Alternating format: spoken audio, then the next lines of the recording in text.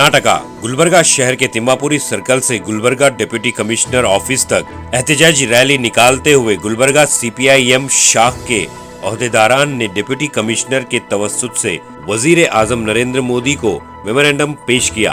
Media के नुमाइंदों से बात करते हुए सीपीआई-एम गुलबर्गा शाख के जिला सेक्रेटरी नीला के मैडम ने मुल्क भर में हो रहे मुसलमानों पर जानलेवा हमले और मॉब लिंचिंग को रोकने के लिए मरकजी सरकार को कदम उठाने की बात कही। उन्होंने बीजेपी पर मजीद इल्जाम लगाया कि बीजेपी अपने हार का बदला मुसलमानों और अक़लियाती तबके से ले रही है। नीला के ने नीट एग्जाम में हुए पेपर लीक फ्रॉड को अमीरों का फायदा और गरीब तलबा का नुकसान बताया। नीला के जिला जनरल सेक्रेटरी ने कहा कि बीजेपी हमारे मुल्क को 2025 में हिंदू राष्ट्र बनाने की कोशिश कर रही थी, मगर मुल्क के सेक्युलर हिंदुओं ने बीजेपी को वोट न देकर साबित किया कि हमारा मुल्क हिंदू मुस्लिम सिख ईसाई सबका है, जहां पर सब मजहब के लोग शांति और अमन से रहना पसंद करते हैं। इस मौके पर सीपीआई-एम के जिलाई ओहदेदारान भी मौजूद थे। आइए देखते हैं तफसीली report. Bureau report Atraf TV Urdu news.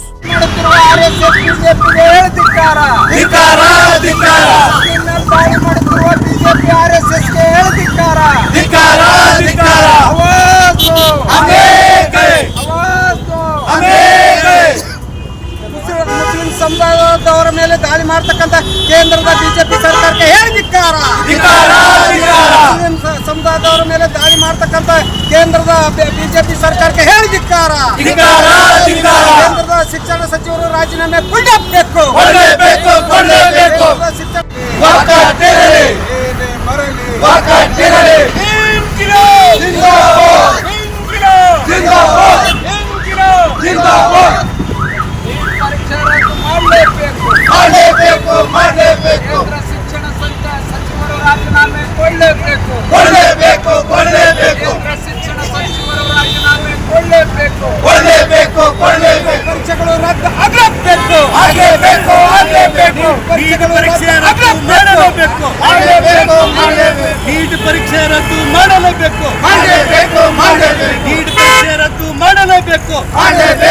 मुद्दों के ऊपर हमने खंडन करके इसके बारे में एक्शन लेने का और डिसीजन लेने का हमने आग्रह कर रहे हैं।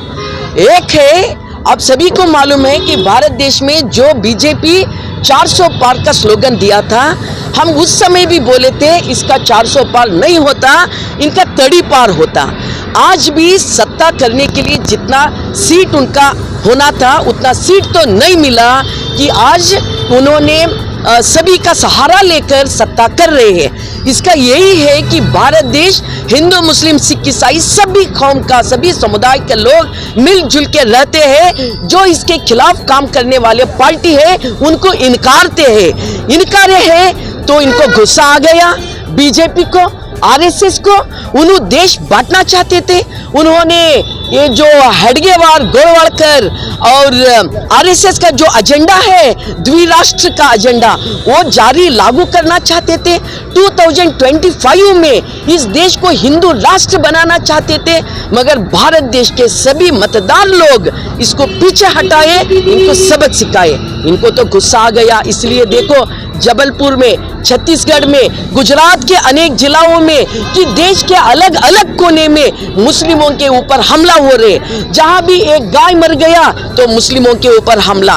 एक एरिया में मुस्लिम लोग, मुस्लिम महिला एक घर खरीदे थे कि वहां के जो बीजेपी के भक्त लोग हैं उनको वहां से भगाया और 5 आदमियों को उन्होंने मार डाले।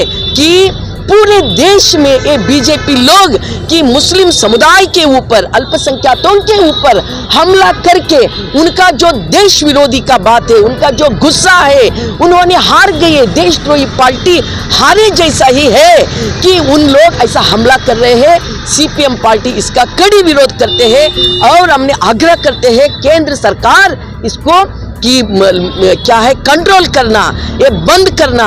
जो लोग अल्पसंख्यकों के ऊपर हमला कर रहे हैं उनको कड़ी से कड़ी शिक्षा देना। दूसरा बात है नीट एग्जाम। अमीर लोगों के लिए जो आसान की मार्ग है नीट एग्जाम, ये तो गरीबों का खिलाफ है। कितना भानगड़ी हो गया, कितना भ्रष्टाचार हो गया, आप सभी को मालूम है। हम तो चाहते हैं नीट तो रद्द करो। ये जो केंद्र का शिक्षण सचिव है, इन्हें राजीनामा देना, इस्तीफा देना हम आग्रह करते हैं। और इसके साथ साथ इस देश में जितने भी कानून है, वो कानून 124A है, 152 के नाम से उन्होंने घुस गया हमारे कॉन्स्टिट्यूशन के अंदर। और जो लोग डेमोन्स्ट्रेशन करते हैं, जो लोग प्रजासत्तात्मक उनका हकों के बारे में लड़ते हैं कि उनको देशद्रोही का नाम पर उनको बंद करके जेल में डालते हैं, ऐसा क्रिमिनल जो कानून है ये रद्द करने के लिए हमने आग्रह कर रहे हैं। यूएपीए है, उसके साथ 124A है। 124A तो वो लागू नहीं करना बोलकर तो सुप्रीम कोर्ट करे है, मगर 152 के नाम से उन्होंने अंदर घुस गया है। इससे है ना कि जो लोग लड़ते हैं, जो लोग डेमोक्रेटिकली उनके जिंदगी के लिए उन्होंने जो भी करते हैं कि उनको देशद्रोही करने के लिए इन्होंने ये कानून लागू कर रहे हैं, इसका हमने सख्त विरोध कर रहे हैं। ये रद्द करो ऐसा क्रिमिनल कानून, ये हमारे आज का डिमांड है। यूएपीए, एनएसए या फिर क्या ऐसा आईए है, आईपीएस है, और ये जो 124 का है, ये सभी है ना कि हमारे देश का कि जो पब्लिक है इन लोगों का खिलाफ की है। और हमारे देश का जो प्रजासत्तात्मक ढांचा है, जो वकूट व्यवस्था है, जो भव्य परंपरा है, इसके ऊपर ये हमला करने का एक आयुध है। इसीलिए हमने इसका कड़ी विरोध कर रहे हैं। 3 ಅಂಶಗಳ ಮೇಲೆ ಬೃಹತ್ ಪ್ರತಿಭಟನೆಯನ್ನು ನಡೆಸಬೇಕು ಅಂತೇಳಿ ಕರೆ ಕೊಟ್ಟಿದೆ. ಒಂದನೇದು ಭಾಳ ಮುಖ್ಯವಾಗಿ ದೇಶದ 25 ಲಕ್ಷ ವಿದ್ಯಾರ್ಥಿಗಳು, ಅವರ ಪೋಷಕರು ಮತ್ತು ಇತರೆ ಜನಸಮುದಾಯಗಳಿಗೆ ಧಕ್ಕೆ ತರುವಂಥ ಒಂದು ಕೆಲಸ ಕೇಂದ್ರ ಸರ್ಕಾರದಿಂದ ನಡೆದಿದೆ. ಭಾಳ ಮುಖ್ಯವಾಗಿ ಈ ನೀಟ್ ಪರೀಕ್ಷೆಯ ಹಗರಣ ಏನಿದೆ ಅದರಿಂದಾಗಿ ಇವರಿಗೆಲ್ಲ ಭಾಳ ತೊಂದರೆ ಆಗಿದೆ. ಈ ಒಂದು ನೀಟ್ ಹಗರಣವನ್ನು ತನಿಖೆಗೆ ಒಳಪಡಿಸಬೇಕು. ಇಂಥ ಒಂದು ಬಹುದೊಡ್ಡ ಹಗರಣದಲ್ಲಿ ಪಾಲ್ಗೊಂಡಿರ್ತಕ್ಕಂಥ ಶಿಕ್ಷಣ ಸಚಿವರು, ಕೇಂದ್ರ ಶಿಕ್ಷಣ ಸಚಿವರು ತಕ್ಷಣವೇ ರಾಜೀನಾಮೆ ನೀಡಬೇಕು ಅಂತೇಳಿ ನಾವು ಒಂದು ಕಡೆಗೆ ಒತ್ತಾಯ ಮಾಡ್ತಾ ಇದ್ದೀವಿ. ಅದೇ ರೀತಿಯಲ್ಲಿ ಈ ನೀಟ್ ಪರೀಕ್ಷಾ ಪದ್ಧತಿ ಅಂತಕ್ಕಂಥದ್ದು ಪಕ್ಕ ಬಡವರ ವಿರೋಧಿಯಾಗಿರ್ತಕ್ಕಂಥ ಒಂದು ಪದ್ಧತಿ ಮಾತ್ರ ಅಲ್ಲ, ರಾಜ್ಯಗಳ ಸ್ವಾಯತ್ತತೆಗೆ, ರಾಜ್ಯಗಳ ಒಕ್ಕೂಟವಾದಿ ಸ್ವರೂಪಕ್ಕೆ ಧಕ್ಕೆ ತರುವಂಥ ಒಂದು ಪದ್ಧತಿ. ಅದನ್ನು ರದ್ದು ಮಾಡಬೇಕು.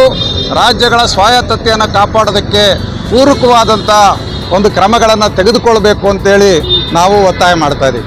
ಇನ್ನು ಎರಡನೇದು ಭಾಳ ಪ್ರಮುಖವಾದಂಥ ವಿಚಾರ ಅಂತ ಹೇಳಿದ್ರೆ, ಇವತ್ತು ದೇಶದ 3 ಕ್ರಿಮಿನಲ್ ಕಾಯ್ದೆಗಳನ್ನು ತಿದ್ದುಪಡಿ ಮಾಡಿ ಅವುಗಳಿಗೆ ಹೊಸ ಹೆಸರನ್ನು ಕೊಟ್ಟು ಇವತ್ತು ಜಾರಿ ಮಾಡ್ತಾ ಇದ್ದಾರೆ. ಅವು ಕರಾಳ ಕಾಯ್ದೆಗಳಾಗಿದ್ದಾವೆ ಅಂತಕ್ಕಂಥ ಅಂಶವನ್ನು ನಾವು ಗಮನಿಸಬೇಕು.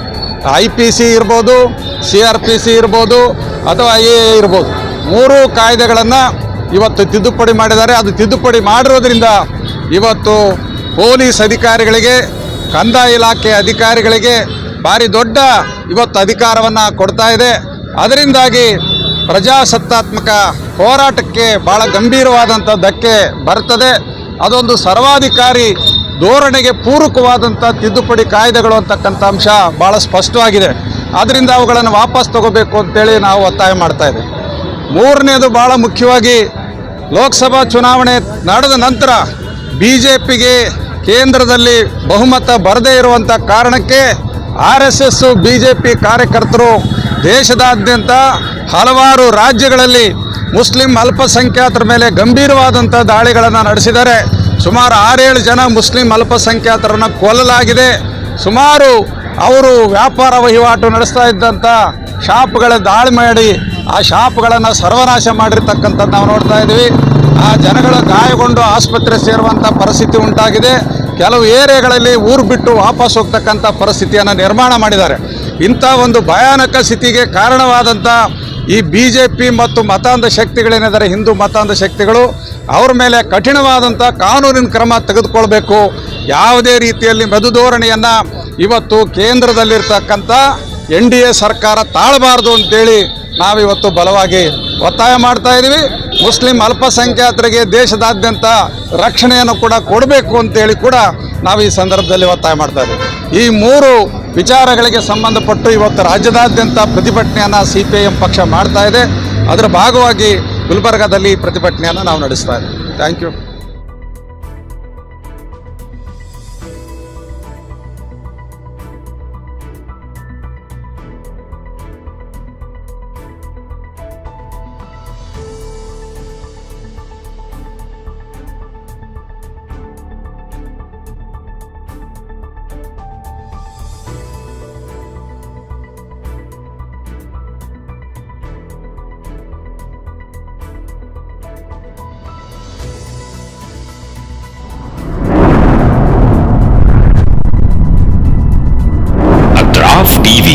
हर बात सच के साथ।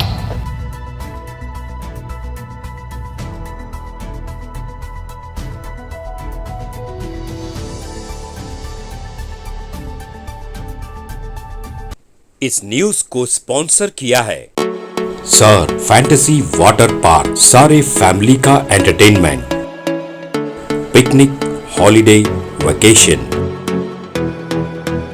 सबके लिए बेहतरीन वाटर पार्क। आप भी आइए, सबको लाइए। Sir fantasy water park, address Beeranakuppam near Gaushawali दरगाह, KGF, कर्नाटका। Contact details 9483444290, 9480107826।